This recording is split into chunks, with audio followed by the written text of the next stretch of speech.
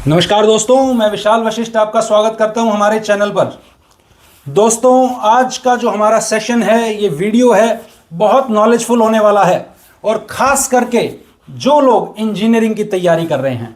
ऐसा क्या खास है, आगे आपको जानकारी मैं दूंगा। लेकिन दोस्तों, वीडियो सेव कर लीजिएगा, ये इसी साल नहीं, लाइफ टाइम ये वीडियो आपके काम आएगा। ऐसी जानकारी आज हम इसमें देने वाले हैं। दोस्तों, मेरे साथ है संदीप जी। सर, बहुत बहुत स्वागत है आपका। नमस्कार जी, बहुत बहुत धन्यवाद। दोस्तों, आज हम बात करेंगे JEE joint entrance exam for IIT, NIT and engineering. Sir, क्या खास होता है इस जेईई के एग्जाम में? देखिए, जेईई का जो एग्ज़ाम है, जेईई मेन और जेईई एडवांस होता है। तो जेईई मेन, जो बच्चा जेईई मेन का एग्ज़ाम देता है वो जाता है एनआईटी में और जो स्टेट गवर्नमेंट के कॉलेज होते हैं उसमें। तो जेईई एडवांस का अगर बच्चे को पेपर देना है, उसके लिए सबसे पहले उसे जेईई मेन का पेपर क्लियर करना पड़ेगा। जेईई मेन का पेपर क्लियर करने के बाद बच्चा एलिजिबल होता है जेईई एडवांस के लिए, और जेईई एडवांस का एग्ज़ाम क्लियर करने के बाद बच्चा जाता है आईआईटीज़ में। तो दोनों बहुत इंपॉर्टेंट है, जेईई मेन भी और एडवांस भी। जब तक मेन क्लियर नहीं होगा तब तक एडवांस में नहीं पहुंच सकता, और अगर एडवांस क्लियर नहीं होगा तो आईआईटी में नहीं जा सकता बच्चा जी। तो मेंस क्लियर करके भी जो है अच्छे कॉलेज में एडमिशन लिया जा सकता है? यस, मेंस क्लियर करके आपको एनआईटीज़ और जो स्टेट कॉलेजेस बहुत अच्छे अच्छे हैं उन सब में आपको एडमिशन मिल जाता है जी।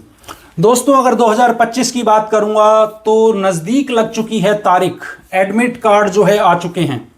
तो अब बचे हैं 10 से 12 दिन, और कैसे जो है ये तैयारी होगी अब 10 दिन में। कुछ लोग ऐसा कहते हैं कि अगर साल भर तैयारी करी है तो 10 दिन में फर्क नहीं पड़ेगा, और साल भर तैयारी नहीं करी है तो भी 10 दिन से फर्क नहीं पड़ेगा। इस डाउट को क्लियर करते हैं संदीप जी के साथ। सर, क्या है ये, मतलब कि अगर साल भर तैयारी करी है तो 10 दिन से क्या फर्क पड़ेगा? नहीं, फर्क तो बहुत ज्यादा पड़ेगा। अब जो 10 दिन है ये लास्ट बहुत पीक टाइम है जी। पहले तो 22 तारीख, आज जैसे कि सभी बच्चों के सिटी अलॉटमेंट हो चुके हैं कि किस बच्चे का कौन से दिन और कौन से शहर में पेपर है, कहाँ उसका एग्जामिनेशन सेंटर है। तो 22 जनवरी, 22, 23, 24 और 28 और 29 ये पेपर के डेट्स हैं। तो अब लगभग 10 दिन बचे हुए हैं। अब 10 दिन में बच्चे को क्या करना है, अपना क्विक रिवीजन करना है, मॉक टेस्ट देने हैं, ज़्यादा से ज़्यादा पेपर करने हैं। जो प्रीवियस ईयर पेपर है वो सभी बच्चा करेगा। एक दिन में 3 घंटे अपना पेपर स्टार्ट करे, 3 घंटा टाइमर लगा के पेपर करे। अगर बच्चा ऐसा करता है तो उसकी रैंक में इंप्रूवमेंट 100% होगी, उसका स्कोर इंप्रूव होगा।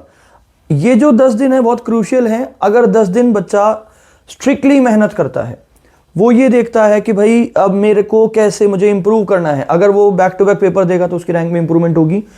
अब जो सबसे इंपॉर्टेंट बात है, जिस बच्चे को, फॉर एग्जांपल कोई बच्चा है, उसको मैथ्स में एक चैप्टर है कॉम्प्लेक्स नंबर, वो नहीं आता तो मत छेड़ो।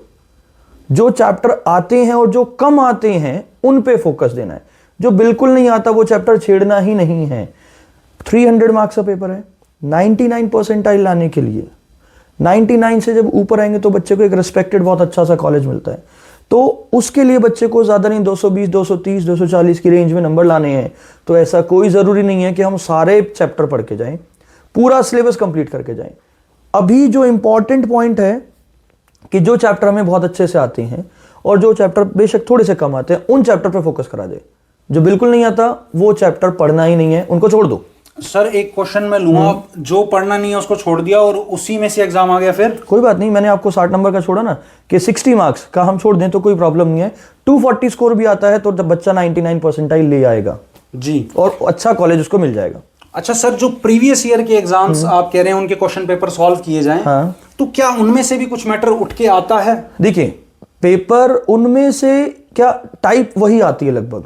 जो क्वेश्चंस की जो टाइप है ना वो सेम लगभग वैसी ही आती है, क्योंकि सेम टॉपिक है। टॉपिक के बेस पे जो क्वेश्चंस बनते हैं लगभग सेम टाइप के बनते हैं। एग्जैक्ट स्टेटमेंट नहीं आएगी, लेकिन हाँ बहुत सारे क्वेश्चन सिमिलर मिल जाएंगे। अगर बच्चा ओनली पीवाईक्यू यानी प्रीवियस ईयर क्वेश्चन सिर्फ कर लेगा तो भी वो 92, 93 परसेंटाइल ले आएगा।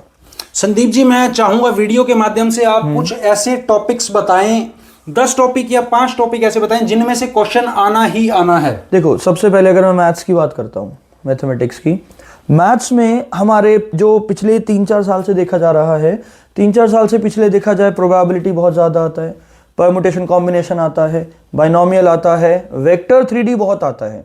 तो वेक्टर 3D एक चैप्टर है जिससे 3-3, 4-4 क्वेश्चन आ रहे हैं, ठीक है। कैलकुलस नो डाउट बहुत ज़्यादा आता है। जो आपका एक chapter coordinate geometry, coordinate geometry में 3 से 4 क्वेश्चन आने हैं।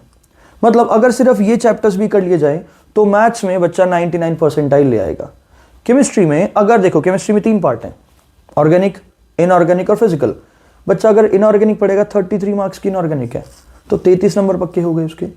फिजिकल के कुछ चैप्टर पढ़ ले, ठीक है, जैसे सोल्यूशन है वहां से क्वेश्चन आना ही आना है, ठीक है। ऑर्गेनिक क्योंकि सिर्फ 12th में है, जो 12th वाला पार्ट अगर ऑर्गेनिक अच्छे से बच्चे ने कर लिया तो वो लगभग 80 मार्क्स तक पहुंच जाएगा।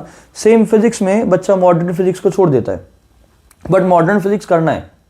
ऑप्टिक्स अकेला ऐसा है जो 2 से 3 क्वेश्चन आएंगे वो पढ़ना है। इलेक्ट्रोस्टैट ऐसा है जहां 2 से 3 क्वेश्चन आएंगे तो वो करना है। मॉडर्न फिजिक्स अकेला 30 मार्क्स का आया पिछली बार। सेम ऑप्टिक्स के 3 क्वेश्चन, एक क्वेश्चन 4 मार्क्स का है तो 12 नंबर वो हो गए। इलेक्ट्रोस्टैट से 2 क्वेश्चन आने 8 नंबर वो हो गए। तो ये कुछ चैप्टर्स है जो बच्चे को जरूर पढ़ने चाहिए, ये चैप्टर नहीं छोड़ने हैं। मतलब ऐसा कभी नहीं होगा कि इनसे संबंधित कोई क्वेश्चन ना आए? हाँ, ऐसा कभी नहीं होगा, इनसे संबंधित क्वेश्चन जरूर आएगा। और ये वो चैप्टर मैंने बताए हैं जिनमें से 2-2, 3-3 क्वेश्चन आते हैं। कुछ ऐसे चैप्टर जैसे मैथ्स में ट्रिग्नोमेट्री, बहुत बड़ा चैप्टर है, क्वेश्चन 1 आया तो आया वरना क्या पता नहीं आया, तो वो नहीं पढ़ना, कोई जरूरत नहीं अब। लेकिन ट्रिग्नो के तो कुछ क्वेश्चंस ऐसे हैं जो दूसरे चैप्टर्स के अंदर इन्वॉल्व कर देते हैं, जैसे cos थीटा या sin थीटा है, वो कहीं पर भी वैल्यू दे देते हैं। नहीं, वो बेसिक ट्रिग्नो इतनी बच्चों को आती है, वो जहां यूज होनी है वो उसको कर सकते हैं, एडवांस को स्किप कर सकते हैं। हाँ, बट अगर आप ट्रिग्नो में ही घुस जाएंगे तो ट्रिग्नो ही पूरा एक दिन ले जाएगा और वहां से क्वेश्चन आएगा नहीं तो क्या फायदा। बाइनोमियल थ्योरम मतलब 2 घंटे का चैप्टर है, 2 घंटे में एक क्वेश्चन जरूर आना है, 4 नंबर पक्के हुए। तो इस तरीके से बच्चा अगर प्रिपरेशन करेगा तो बहुत अच्छा स्कोर लेके आएगा। जी जी। अच्छा, मैं ये एक चीज और क्लियर करना चाहूंगा बच्चों के लिए। भाई होड़ लगी हुई है सर आज की डेट में ना, हाँ। सब भाग रहे हैं, सबको IIT NIT चाहिए। इसके लिए कौन कौन से बेसिक्स जो हैं क्लियर होने चाहिए, तब आप इस एग्जाम के लिए जाएं, अदरवाइज ना जाएं? नहीं, ना तो क्यों जाएं, जाना तो है ही। जी ठीक है, जाना तो है एग्जाम के लिए। बेसिक्स क्या होता है? बेसिक्स आपके देखो, आपने जो बुक्स फॉलो कर रखी हैं, कुछ स्पेसिफिक बुक्स हैं, बहुत अच्छी अच्छी बुक्स है जो बच्चों को पता है, ठीक है। PYQs करने हैं मेन। अब जो हमारे पास टाइम है, अब हमारे पास सिर्फ PYQ करने का टाइम है कि प्रीवियस ईयर क्वेश्चन करो, टेस्ट पेपर दीजिए, जो पहले आए हैं 2018 से लेके 2024 तक के सारे पेपर कर लीजिए। इससे पहले के ना करो बेशक कोई प्रॉब्लम नहीं है, बट 2018 से लेके 2024 तक के सारे क्वेश्चन पेपर्स आप लगाइए, सारे क्वेश्चन पेपर करिए, क्योंकि आप देखोगे सिमिलैरिटी, सिमिलर पैटर्न मिलता है, क्वेश्चन लगभग सेम चैप्टर से आपको बार बार बैक टू बैक मिलेंगे। तो अगर बच्चा ये भी कर लेता है तो अच्छा स्कोर ले आएगा। बच्चा अभी तक कुछ नहीं पढ़ा, लेकिन ये 10 दिन अगर वो सीरियस होकर पढ़ लेगा तो उसकी रैंक में इंप्रूवमेंट 100% होगी। लेकिन अगर बच्चा पूरा साल पढ़ा और ये 10 दिन नहीं पढ़ा तो रैंक ऑब्वियसली नीचे गिर जाएगी। जी, अब संदीप जी दोस्तों बता रहे हैं कि 10 दिन जो है कड़ी मेहनत करनी है, बहुत ज्यादा मेहनत अब है। सर कुछ लोग इसमें कहते हैं कि जो आखिरी का समय रह जाता है इसमें स्ट्रेस नहीं लेना है, रिलैक्स रहना है। हाँ। और कुछ लोग खाना छोड़ देते हैं, निद्रा त्याग देते हैं अपनी, और रात भर पढ़ाई कर रहे हैं, और समटाइम्स डिप्रेशन ऐसा हो जाता है कि एग्जाम के अंदर जाकर के ना वो चीजें भूल जाते हैं। नहीं, एग्जाम फियर नहीं लेना, बच्चों का एग्जाम फियर हो जाता है, एग्जाम फियर हमें नहीं लेना। एग्जाम फियर को कैसे हम निकालें, उसी के लिए मैंने आपको बोला कि जितने पेपर आप लोग करोगे, मैंने अगर 40 पेपर करे तो मेरा एग्जाम फियर निकल गया, क्योंकि पेपर तो सेम है।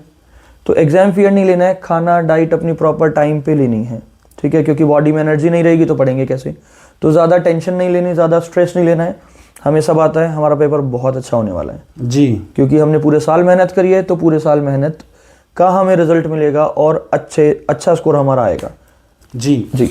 एक जो स्टूडेंट है तैयारी कर रहा है, आखिरी के 10 दिन जो हैं, डिप्रेशन नहीं लेना, टेंशन नहीं लेनी, हावी नहीं होने देना स्ट्रेस को अपने ऊपर। रूटीन क्या रखना है उसे अपना? रूटीन देखो, आज जैसे ना, आज ही अलॉटमेंट आया सिटी का, तो आज ही काफ़ी बच्चे एकदम टेंशन में आ गए, अरे सर ये क्या करेगा। रूटीन ऐसा है, आप अपने 4 से, मतलब यूँ वाली 4 तो नहीं कहता, 5 से 6 घंटे आप अपनी प्रॉपर नींद लीजिए। उसके अलावा खेलना वेलना सब बंद कर दूँ।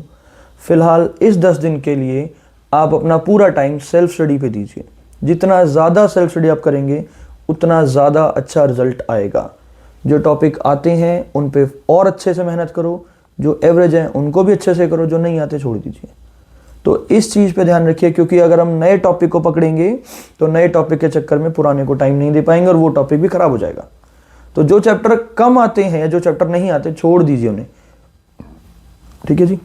संदीप जी, मैंने सुना है एक टाइम शेड्यूल आप बताते हैं। हाँ। वो टाइम शेड्यूल मैं चाहता हूँ आप बताएं स्टूडेंट्स को। देखिए, टाइम शेड्यूल ये है मेरे अकॉर्डिंग, बाकी सबका अपना अपना ओपिनियन है। मेरे अकॉर्डिंग तो बच्चा लेट नाइट तक जितना पढ़ सकता है पढ़े। अच्छा। क्योंकि उसे सुबह तो टाइम पे उठना ही है, पेरेंट्स उठाएंगे ज़बरदस्ती उठ गई, तो जितना लेट नाइट तक पढ़ेगा, क्योंकि रात में सब सो जाते हैं, बहुत साइलेंट होता है, बहुत अच्छा माहौल होता है, बच्चे को कोई डिस्टर्बेंस नहीं है, कोई डिस्ट्रैक्शन नहीं है, जितनी लेट नाइट तक बच्चा पढ़ सकता है पढ़े।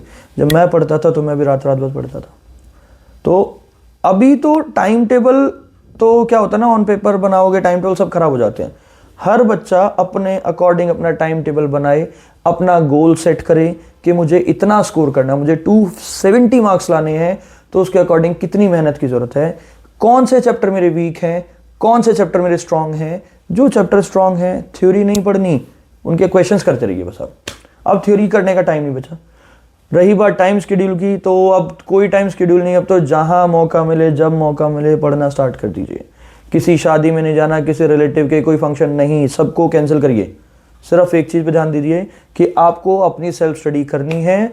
जितनी ज़्यादा सेल्फ स्टडी आप करेंगे उतना अच्छा आपको रिजल्ट मिलेगा। जी। अब एग्ज़ाम से 2-3 दिन पहले जो ये स्ट्रेस है ये और बढ़ने लगेगा। उन दिनों में क्या करना चाहिए? क्या रिलैक्स उस टाइम पे रहें या अपना चिल मोड में आ जाएं कि हाँ हो गया? नहीं, चिल मोड में तो बिल्कुल भी नहीं आना। थोड़ा टेंशन तो लेनी है, थोड़ी टेंशन ज़रूरी है, क्योंकि थोड़ी टेंशन होगी तभी तो हम काम करेंगे। तो इतना भी रिलैक्स नहीं होना, बट हाँ ज़्यादा टेंशन भी नहीं लेनी है कि बच्चा टेंशन लेके बस कि भाई अब कुछ नहीं होना, मेरे से कुछ नहीं हो पाएगा, तो ऐसा नहीं है। हमें सब आता है, हमने पूरे साल मेहनत करी है। जिस बच्चे ने पूरे साल मेहनत करी है उसका पेपर बहुत अच्छा होगा। जी। बस तो टेंशन नहीं लेनी है, रिलैक्स रहना है, बट ज़्यादा भी रिलैक्स नहीं होना। बट बच्चे को मेहनत तो करनी है। ये 10 दिन आप कड़ी मेहनत करिए, अच्छे से पढ़ाई करिए, जो टॉपिक आते हैं उनको और अच्छा करिए, PYQs लगाइए, दैट्स इट। और आपको कुछ नहीं करना जी, बस रिलैक्स करना है और अच्छे से पेपर देना है बस। एग्ज़ाम में जाते टाइम ना समटाइम्स ये जो आखिरी का समय होता है, बच्चा कई बार इतना स्ट्रेस में होता है, कई लोग एडमिट कार्ड एक्सेट्रा भूल जाते हैं, कुछ लोग पेन ले जाना ही भूल जाते हैं। तो इस तरह की जो छोटी छोटी चीज़ें होती हैं, इसको कैसे जो है मैनेज करें, इसके बारे में मैं चाहता हूँ आप बताएं थोड़ा सा। देखिए, जब CBSE की सॉरी क्या नाम है आपका NTA की प्रॉपर गाइडलाइन आएंगी, उन गाइडलाइन के अकॉर्डिंग हम उसको आपको अलग से एक मैसेज देंगे कि क्या क्या आपको लेके जाना है। आपको आधार कार्ड अपना लेके जाना है, आपको एडमिट कार्ड अपना प्रिंट आउट करके साइन करके जाने हैं, जो फोटो वो टेस्ट करवा के जानी है, वो सब हम जैसे जो भी NTA की गाइडलाइन आएंगी उस अकॉर्डिंग हम लोग बच्चों को बताएंगे कि बेटा ये काम आपको करने हैं, इस अकॉर्डिंग आप करिए आपको। और देखिए, आप टेंशन लोगे तो टेंशन लेने के साथ क्या होगा, सब कुछ भूलोगे। तो कुछ भूलना नहीं है, एक दिन पहले सब कुछ प्रिपेयर करके अपना बैग पैक करके आराम से सो जाना है। पेपर से एक दिन पहले कोई पढ़ाई नहीं, रिलैक्स करो आराम से, क्विक अपने आराम से सोइए, प्रॉपर नींद पूरी करिए, ताकि 3 घंटे आप अच्छे से पेपर दे पाए। बच्चे क्या करते हैं, पूरी पूरी रात जगे रहते हैं, जिस वजह से एग्जाम में ही सो जाते हैं, या एग्जाम में वो उतने एक्टिव नहीं होते जितना एक्टिव उन्हें होना चाहिए। तो पेपर से एक दिन पहले अपना बैग पैक करके जो जो आपके एडमिट कार्ड, पेन, आधार कार्ड, ID कार्ड सबको पैक करके रखना है और अगले दिन पेपर के लिए जाना है। जी। पेरेंट्स का इन 10 दिन में क्या रोल रहना चाहिए? पेरेंट्स बच्चों को मोटिवेट करें। पेरेंट्स बच्चों पे कोई प्रेशर ना डालें कि बेटा ये कर वो कर, नहीं। पेरेंट्स बच्चों को मोटिवेट करें, उनको सपोर्ट करें, उनको प्यार से समझाएं कि आप बिल्कुल सही ट्रैक पे हो, आपका सिलेक्शन होगा ज़रूर। पेरेंट्स को डीमोटिवेट नहीं करना। पेरेंट्स कई बार क्या कहते हैं, बेटा तेरे से कुछ नहीं होना, ये नहीं होना, बच्चा परेशान हो जाता है। तो पेरेंट्स बच्चों को मोटिवेट करें कि बेटा जो आप कर रहे हो अच्छा होगा। सिलेक्शन होना ही कोई लाइफ ख़त्म नहीं हो जाती है, आगे बहुत बड़ी लाइफ है, बहुत मौके हमें मिलेंगे। तो पेरेंट्स का इंपॉर्टेंट रोल ये है कि बच्चे को सपोर्ट करें, बच्चे को टाइम टाइम पे मोटिवेट करें, प्रॉपर डाइट का उनकी ध्यान रखें। जाते जाते दोस्तों एक इंपॉर्टेंट सवाल लूँगा जो आप लोगों की तरफ से था, किस सेगमेंट में ज़्यादा मार्क्स गेन किए जा सकते हैं? ज़्यादा मार्क्स तो केमिस्ट्री में गेन कर सकते हैं, केमिस्ट्री क्योंकि थ्योरेटिकल पार्ट है, ठीक है। बट देखिए, केमिस्ट्री में जब बच्चा 70-80 मार्क्स लेके आएगा तो 99 परसेंटाइल में पहुँचेगा। मैथ्स में 65-70 भी पहुँच गया तो 99 पहुँच जाएगा। तो बच्चे को केमिस्ट्री क्योंकि थ्योरेटिकल है तो उस पर तो पूरा ध्यान देना है। देखिए, यहाँ पे बात मैटर मार्क्स की है ही नहीं है, क्योंकि सपोज एक क्लास में 10 बच्चे हैं और मैथ्स में हाईएस्ट मार्क्स हैं 70, तो उसके ना 100 परसेंटाइल है, ठीक है। और क्लास में उन्हीं 10 बच्चों में एक बच्चे के केमिस्ट्री में आए 95, तो उसके 100 परसेंटाइल है। तो 70 पे 100 मतलब 70 मार्क्स पे 100 परसेंटाइल और 95 है, तो बहुत डिफरेंस है। तो तीनों सब्जेक्ट बराबर हैं, तीनों सब्जेक्ट में स्कोर करना ज़रूरी है, क्योंकि अगर किसी भी सब्जेक्ट में स्कोर कम आया तो सिलेक्शन नहीं होगा। तीनों चीज़ें एक दूसरे पे डिपेंड हैं, तो तीनों में स्कोर करना ही करना है, तीनों को इक्वली लेके चलना है ताकि तीनों में अच्छा स्कोर आए और बच्चे का अच्छा परसेंटाइल बने। दोस्तों आज की चर्चा थी हमारी संदीप जी से JEE के एग्ज़ाम के लिए। दोस्तों हमारी शुभकामनाएं हैं, एग्ज़ाम क्लियर कीजिए, अपने मनपसंद कॉलेज में एडमिशन लीजिए। और दोस्तों जल्द मिलेगा विशाल वशिष्ठ आपसे अगली वीडियो में, तब तक के लिए बहुत बहुत धन्यवाद। संदीप जी आपका बहुत बहुत धन्यवाद, आपने समय दिया। आपका भी बहुत बहुत शुक्रिया।